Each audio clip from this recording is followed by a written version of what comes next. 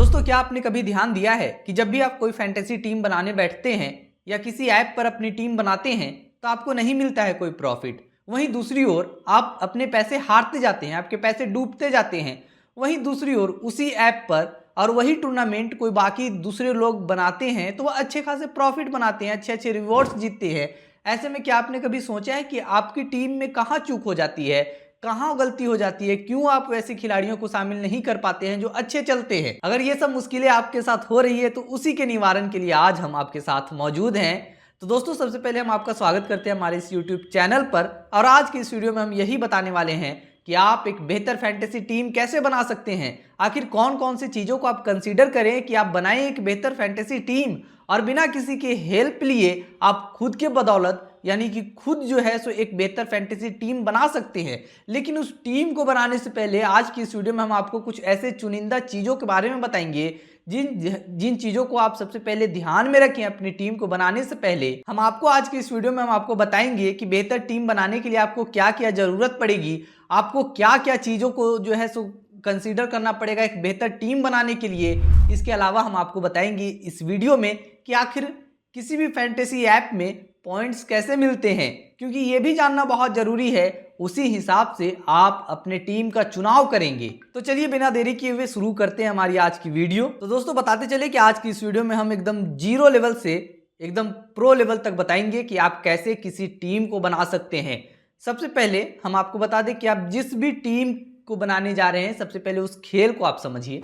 चाहे आप kabaddi, cricket, football, खेल कोई भी हो, लेकिन खेल में भी आप फैंटेसी टीम बनाने जा रहे हैं उस खेल को अच्छी तरह से समझिए। यानी कि मसलन के तौर पर आप अगर क्रिकेट की टीम में फैंटेसी टीम बनाने जा रहे हैं किसी भी क्रिकेट के खेल में, तो आप क्रिकेट के खेल को भली भांति जानते हो तभी आप फैंटेसी टीम बनाएं। जब आप उस खेल को समझेंगे तो आगे हम आपको यह भी बताएंगे कि उस खेल में जो जो चीजें शामिल होती है वह कब कब आपको कौन सी चीजें कितने पॉइंट्स देंगे, ताकि आपको पता चले कि क्या आपको कितना पॉइंट्स दे करके जाएगा, उस हिसाब से आप खिलाड़ियों का चुनाव करें। तो ये तो पहला हो गया कि खेल को समझना। अब दूसरी चीज जो कि आप सबसे इंपॉर्टेंट, अगर आप क्रिकेट का खेल मान के चलिए उस पर अपनी टीम बनाने जा रहे हैं तो T20I का मैच है या फिर ODI का मैच है या फिर कोई टेस्ट मैच है, उस हिसाब से अपनी टीम को बनाएं, उस हिसाब से चीज़ों को कंसीडर करें। मान लिया जाए अगर T20I मुकाबला खेला जा रहा है तो आपके स्ट्रेटजी कुछ अलग हो सकते हैं, और अगर कोई टूर्नामेंट यानी कि IPL, BBL या फिर SA20 के टूर्नामेंट हो रहे हैं तब आपकी स्ट्रेटजी कुछ अलग होगी। क्योंकि T20I में कभी ऐसा होता है कि एक टीम बहुत जाइंट है, बहुत स्ट्रांग है, वहीं दूसरी ओर एक दूसरी टीम मान लिया जाए कि अगर भारत और नेपाल के बीच में मुकाबले खेले जा रहे हैं तो कहाँ भारत और कहाँ नेपाल आप समझ सकते हैं। लेकिन अक्सर टूर्नामेंट में दोनों टीमें कहीं ना कहीं बराबरी की स्थिति पर होती है, इसीलिए आपका इंटेंशन, आपकी स्ट्रेटजी उस हिसाब पर डिपेंड करती है कि टूर्नामेंट कौन सा खेला जा रहा है। अब आपने टूर्नामेंट के हिसाब से अपनी स्ट्रेटजी तो तैयार कर ली, लेकिन अब जो दो टीमों के बीच मुकाबले खेले जाएंगे उन दोनों टीमों के स्टैट्स मायने रखते हैं। उन दोनों टीमें किस स्टेडियम पर, किस पिच पर भिड़ेंगी, वह पिच का वेदर कैसा रहने वाला है, वह पिच कैसे बिहेव करेगी, बैटिंग फ्रेंडली है या बॉलिंग फ्रेंडली है, ये भी काफ़ी इंपॉर्टेंट हो जाता है आपके लिए। इसीलिए पिच रिपोर्ट से लेकर के खिलाड़ियों के स्टैट्स तक, और खास करके यहाँ पे जब आप खिलाड़ियों की स्टैट्स को देखें तो हमेशा आप ओवरऑल स्टैट्स ना देखें बल्कि आप रिसेंट मैचों के प्रदर्शन को देखें। कई बार ऐसा होता है कि आप किसी अच्छे खिलाड़ी को, चूंकि वह बहुत अच्छा रहा है पास्ट में और आपका पसंदीदा है, तो आप एक इमोशनल पिक कर बैठते हैं, और जब इमोशनल पिक आप उस खिलाड़ी को करते हैं तब वहां से चीजें आपके लिए हो सकता है कि खराब हो जाए। आप इमोशन में आकर के उस खिलाड़ी को तो अपने टीम का हिस्सा बना लिए, लेकिन यह खिलाड़ी चलेगा ही नहीं, क्योंकि लास्ट के कुछ मैचों में यह खिलाड़ी का प्रदर्शन अच्छा नहीं था। तो सबसे पहला, आप इमोशनल होकर के किसी भी टीम का चुनाव ना करें। दूसरा, स्टैट्स को पूरी बारीकी से समझें। रिसेंट में खिलाड़ियों के कैसे प्रदर्शन रहे हैं, रिसेंट में पिच का कैसा प्रदर्शन रहा है, रिसेंट स्कोर्स क्या निकल के आया है उस स्टेडियम का, ये सारी चीज़ों को आप देखें, उसके बाद ही कंसीडर करें कि आपको टीम कैसी बनानी है। और अगर आप इन सारी चीज़ों को गूगल करके देख नहीं सकते हैं तो हम हर दिन अपने इसी YouTube चैनल पर वीडियोस लाते हैं जहां पे हम आपको सारे स्टैट्स बताते हैं और उस स्टैट्स की मदद से आपको फैंटेसी टीम बताते हैं, ताकि आपके लिए हम चीज़ों को बहुत आसान कर देते हैं। तो आप हमारे इस चैनल को सब्सक्राइब करें और लगातार हमारे इस सीरीज को देखें कि जिसमें हम कवर करते हैं फैंटेसी टीम। फिलहाल हम एशिया 20 के सारे मुकाबले को ही कवर कर रहे हैं। इसके बाद आने वाले सारे टूर्नामेंट हम कवर करेंगे। तो आप थोड़ा समय बचाने के लिए, थोड़ा गूगल करने से बचने के लिए आप हमारे वीडियो को भी देख सकते हैं। यहाँ तक तो हो गया कि आपने देख लिया कि स्टेडियम का स्टेट्स, पिच रिपोर्ट कैसा है, वेदर रिपोर्ट कैसा है, और खास करके बल्लेबाजी पिच होने वाला है या गेंदबाजी पिच होने वाला है। इसके बाद प्लेयर्स की स्टैट्स भी आप समझ चुके हैं। इसके बाद यहाँ से आप अपनी एक टीम बनाने की कोशिश करें। इसके बाद आपको यह भी देखना है कि क्या कोई खिलाड़ी ऐसा तो नहीं कि इंजरी के कारण मिस करेगा, या कोई खिलाड़ी ऐसा नहीं कि टीम से बाहर ही रहे। और अगर आप ऐसे खिलाड़ी को अपनी टीम में शामिल कर लेते हैं तो ये पूरी तरह से एक ब्लंडर मिस्टेक हो जाएगा। आपके सभी 10 खिलाड़ी तो चलेंगे और एक खिलाड़ी ही बाहर रहेगा।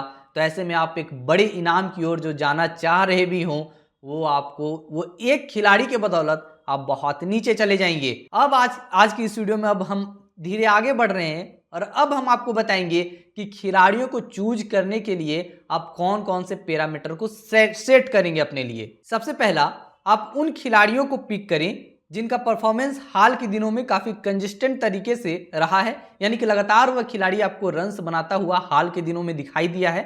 आप वैसे खिलाड़ी को चूज नहीं करें जिनका प्रदर्शन तो बहुत लाजवाब है थ्रू आउट द ईयर्स, लेकिन हाल के कुछ दिनों में इस खिलाड़ी का प्रदर्शन बहुत अच्छा नहीं रहा है। आपको नहीं पता चलेगा कि ये खिलाड़ी अच्छा प्रदर्शन कर पाएगा या नहीं कर पाएगा। ऐसे में आप वैसे खिलाड़ी को चूज करने यानी कि पिक करने से बचें। एक और बात जो कि हमने आपको पहले भी बताया कि आप वैसे खिलाड़ियों को चूज करें जो खिलाड़ी आपको अच्छे प्रदर्शन करते हुए आपके टीम के लिए देगा और आपको पॉइंट्स देगा। इस बीच आपको लगेगा कि नहीं, आपका ये फेवरेट प्लेयर आने वाले मैच में बहुत अच्छा प्रदर्शन कर सकता है, क्योंकि इस खिलाड़ी का स्टैट्स हिस्ट्री में बहुत अच्छा रहा है। भले ही हाल के मैचों में यह खिलाड़ी नहीं चला है, लेकिन आपके लिए, आपकी टीम के लिए काफी लकी होगा और आपको एक अच्छा प्रदर्शन करके देगा। यहाँ पे आप थोड़ा इमोशन होकर के गलती कर बैठते हैं और यही गलती का खामियाजा फिर आप भुगतते हैं। जब मैच खत्म होता है तो आप देखते हैं कि आपका फेवरेट खिलाड़ी नहीं चला और आपको कोई पॉइंट्स दे करके नहीं गया। ऐसे में आप वैसे ही खिलाड़ियों को चूज करें जो कि बहुत अच्छा प्रदर्शन करते हुए आ रहा है। कोई भी इमोशनल पिक जो है सो आप अपनी तरफ से नहीं करें, यानी कि पूरे दिमाग से खेलें, ना कि दिल से। अब सबसे इंपॉर्टेंट चीज, आप अपनी टीम में कैप्टन और वाइस कैप्टन का चुनाव बहुत ही समझदारी से करेंगे। अगर आप अपनी टीम में वाइस कैप्टन और कैप्टन के चुनाव को लेकर के थोड़ी असमंजस की स्थिति में हैं, तो हम आपको बता दें कि हम इस पर भी हर दिन वीडियो लाते हैं। आप देख सकते हैं कि हमने किस खिलाड़ी को बतौर कैप्टन और बतौर वाइस कैप्टन को लेकर के सबसे बेहतर माना है। वहां से देख करके आप अपनी टीम के लिए कैप्टन और वाइस कैप्टन का चुनाव कर सकते हैं। यहाँ पे आप समझेंगे कि कैप्टन और वाइस कैप्टन का चुनाव करना क्यों बहुत इंपॉर्टेंट हो जाता है। अगर कोई खिलाड़ी बहुत बेहतर प्रदर्शन करता है तो जो नॉर्मल पॉइंट्स वो दे रहा है उसका 2 गुना आपको देगा, यानी कि आपको सीधे कैप्टन चूज करने से, बेहतर कैप्टन चूज करने से उसका 2 गुना पॉइंट आपको मिल जाएगा। अगर वाइस कैप्टन आप समझदारी से चूज करते हैं तो वाइस कैप्टन आपको देता है 1.5 गुना, यानी कि 1.5 इंटू पॉइंट्स। इसके अलावा आप कुछ ऐसे टैलेंटेड खिलाड़ियों को मार्क कर लें। बता दें कि कई ऐसे खिलाड़ी होते हैं जो कि कंसीडर नहीं किए जाते हैं। बहुत से लोग वैसे खिलाड़ियों को पसंद नहीं करते हैं या उन्हें पता ही नहीं चलता है कि ये अंडररेटेड खिलाड़ी इस मुकाबले में बहुत अच्छा प्रदर्शन कर सकता है। और अगर ऐसे में आप इस चीज को पूरा करने में, वैसे खिलाड़ी को चूज करने में बहुत हद तक कामयाब हो जाते हैं, तो आप बहुत ही सक्सेसफुली एक ऐसे खिलाड़ी को चूज कर लेते हैं जिस पर बहुत कम लोगों की निगाहें गई हो, और ऐसे में आपका फायदा बहुत हो जाता है। आपकी टीम बाकी टीम से काफी अलग हो जाती है। अब एक और चीज जो बहुत से लोग करते हैं, बहुत ज्यादा बल्लेबाजों को अपनी टीम में शामिल कर लेते हैं। हमेशा ऐसा नहीं करना है, क्योंकि गेंदबाज भी आपको बहुत हद तक आपके लिए परफॉर्म करके आपको बहुत ज्यादा पॉइंट्स दे सकता है। क्योंकि एक बल्लेबाज जब आपको विकेट लेकर देता है तब वो आपको बहुत सारे पॉइंट्स देता है। जब हम आपको पॉइंट्स टेबल का पूरा लिस्ट बताएंगे कि कब कौन सा खिलाड़ी कितना पॉइंट देता है, तो आप देख पाएंगे कि कैसे गेंदबाज जो है सो बहुत सारे पॉइंट्स आपको एक बार विकेट चटका करके दे देता है। इसके साथ ही हमने आपको पहले भी बताया कि इन्वायरमेंट और वेदर का आप खास ध्यान रखेंगे।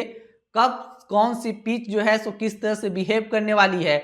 कभी होता है कि सेकेंड इनिंग में बल्लेबाजी करना थोड़ा पिच उस समय तक स्लो हो जाता है या फास्ट हो जाता है, तो तो आप वैसे ही खिलाड़ियों को चूज करें, यानी कि जो खिलाड़ी सेकेंड इनिंग में बल्लेबाजी करेगी और मान लिया जाए कि पिच थोड़ा स्लो हो जाएगी, तब आप सेकेंड इनिंग यानी कि दूसरे बार बल्लेबाजी करने में से ज़्यादा बल्लेबाजों को न चुन करके गेंदबाजों को चुने, क्योंकि सेकेंड इनिंग में फिर गेंदबाजी काफ़ी अच्छी हो जाएगी।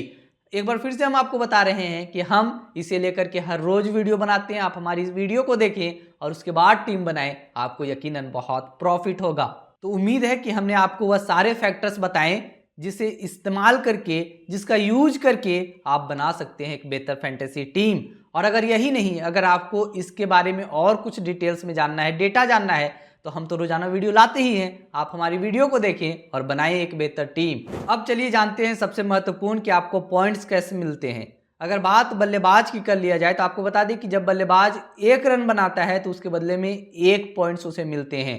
वहीं अगर कोई बाउंड्री कोई बल्लेबाज लगाता है, यानी मान लिया जाए कि कोई बल्लेबाज 4 बनाया, तो 4वां बाउंड्री के तौर पर उसे 4 पॉइंट्स तो मिले ही मिले, बाउंड्री का 1 बोनस मिलता है, यानी कि उसे 5 पॉइंट्स मिलेंगे। इसी तरह कोई बल्लेबाज अगर कोई छक्का मारता है, यानी कि 6 उसके बल्ले से देखने को मिलता है, तो 6 का उसे 6 पॉइंट्स मिले, 2 यानी कि छक्का का 2 बोनस पॉइंट्स है, उसे 8 पॉइंट्स मिलेंगे। इसके अलावा अगर कोई बल्लेबाज अपना 30 रन पूरा कर लेता है तो 2 और बोनस पॉइंट्स उसे मिलेंगे। ऐसे ही कोई बल्लेबाज अगर 50 पूरा कर लेता है तो 4 बोनस पॉइंट्स मिलेंगे। कोई बल्लेबाज अगर अपना शतक पूरा कर लेता है तो 8 बोनस पॉइंट्स उस खिलाड़ी को मिलेगा। इसके अलावा अगर गेंदबाजों को छोड़ दिया जाए तो ऑलराउंडर और विकेट कीपर और बैटर, ये अगर डक पर आउट हो जाते हैं, यानी कि 0 पर आउट हो जाते हैं, तो वो खिलाड़ी आपको 1 भी पॉइंट नहीं देगा, बल्कि आपको आपके पॉइंट को माइनस कर देगा, यानी कि -2 पॉइंट उस खिलाड़ी को मिलेंगे। अब चलिए बताते हैं कि कोई गेंदबाज कैसे आपको पॉइंट्स दिला सकता है। अगर कोई गेंदबाज 1 विकेट चटकाया, ये आपको रनआउट नहीं होना चाहिए, तब आपको वो गेंदबाज 25 पॉइंट्स देगा 1 विकेट चटकाने पर। वहीं अगर कोई गेंदबाज LBW या फिर डायरेक्ट हिट विकेट कराता है अपने गेंद से, तो उसे 8 पॉइंट्स एक्स्ट्रा मिलेंगे। इसके अलावा अगर कोई गेंदबाज अपने 3 विकेट पूरे कर लेता है तो उसे 4 पॉइंट्स एक्स्ट्रा मिलेंगे। इसके अलावा कोई गेंदबाज अगर 4 विकेट हॉल लेता है तो उसे 8 पॉइंट्स एक्स्ट्रा मिलेंगे। इसके अलावा अगर कोई गेंदबाज 5 विकेट हॉल लेता है तो उसे 16 पॉइंट्स एक्स्ट्रा मिलेंगे। और अगर कोई गेंदबाज मेडन ओवर डाल देता है तो उसे 12 पॉइंट्स एक्स्ट्रा मिलेंगे। फील्डिंग भी आपको पॉइंट्स दिलाती है। आइए बताते हैं कैसे। अगर कोई फील्डर एक कैच लेता है तो वो 8 पॉइंट्स आपको दिलाएगा। अगर कोई फील्डर 3 कैच लेता है तो 4 बोनस पॉइंट्स आपको दिलाएगा। अगर कोई फील्डर स्टंप करता है तो 12 पॉइंट्स आपको दिलाएगा। इसके अलावा अगर रन आउट डायरेक्ट कोई फील्डर कराता है तो आपको 12 पॉइंट्स दिलाएगा। वहीं अगर रन आउट डायरेक्ट हिट ना होकर के रन आउट कोई कराता है तो 6 पॉइंट्स आपको दिलाएगा। कैप्टन और वाइस कैप्टन का हमने आपको बताया कि कैप्टन 2 गुना, वहीं वाइस कैप्टन 1.5 गुना पॉइंट आपको दिलाता है। अब आपको बताते हैं कि स्ट्राइक रेट कैसे बहुत बड़ा महत्वपूर्ण हो जाता है आपको पॉइंट्स के दृष्टिकोण से। अगर कोई गेंदबाज 5 रन पर ओवर, यानी कि बिलो 5 रन पर ओवर डालता है तो 6 बोनस पॉइंट्स उसे मिलेंगे। इसके अलावा अगर कोई गेंदबाज 5 से 5.99 पर ओवर डालता है गेंद तो उसे 4 बोनस पॉइंट्स मिलेंगे। वहीं के कोई गेंदबाज अगर 6 से 7 रन पर ओवर गेंद डालता है तो उसे 2 बोनस पॉइंट्स मिलेंगे। वहीं दूसरी ओर आपको माइनस पॉइंट्स भी कोई गेंदबाज दिला सकता है। कब? जब 10 से 11 अगर पर ओवर होता है कोई गेंदबाज का इकोनॉमी, तब आपको -2 पॉइंट्स मिलेंगे। अगर 10 से 12 रहता है तब आपको -4 बोनस पॉइंट्स मिलेंगे। वहीं आपको बताते चले कि 12 से भी ज़्यादा पर ओवर इकोनॉमी रहता है तब आपको -6 पॉइंट मिलेंगे। इसके अलावा स्ट्राइक रेट पर भी आपको माइनस पॉइंट्स मिल सकते हैं। जैसे कि 60 से 70 का स्ट्राइक रेट है तो आपको -2 पॉइंट मिलेंगे। इसके अलावा अगर 50 से 59 यानी कि 60 तक है तो आपको -4 पॉइंट्स मिलेंगे। इसके अलावा अगर 50 से भी कम का स्ट्राइक रेट है तब आपको -6 पॉइंट्स मिलेंगे। तो इसीलिए हमने आपको सारी चीज़ें बताई, पॉइंट्स कैसे मिलता है, खिलाड़ियों को किस तरह से आप अपनी टीम में शामिल कर सकते हैं। तो उम्मीद है कि आपको बिगिनर से लेकर के प्रो तक समझ में आया होगा कि कैसे आपको पॉइंट्स मिलते हैं, कौन से खिलाड़ियों को आपको कंसीडर करने चाहिए और कब किस परिस्थिति में कौन से और कैसी टीम आपकी हो सकती है। उम्मीद है कि हमने आपको वह सारी चीज़ें बताई जिसके मदद से अब यहाँ से अब जब आप टीम बनाएंगे तो सारी चीज़ों को कंसीडर करके टीम बनाएंगे और बाकी की तरह आप भी एक बेहतर प्रॉफिट फिर बना पाएंगे। अगर वीडियो पसंद आई हो तो आप हमारी इस वीडियो को लाइक करें और हमारे इस चैनल को करें सब्सक्राइब। इसी तरह हम रोजाना वीडियो बनाते रहते हैं। मिलते हैं फिर एक ऐसे ही नए वीडियो के साथ। तब तक के लिए आपसे लेते हैं विदा। धन्यवाद।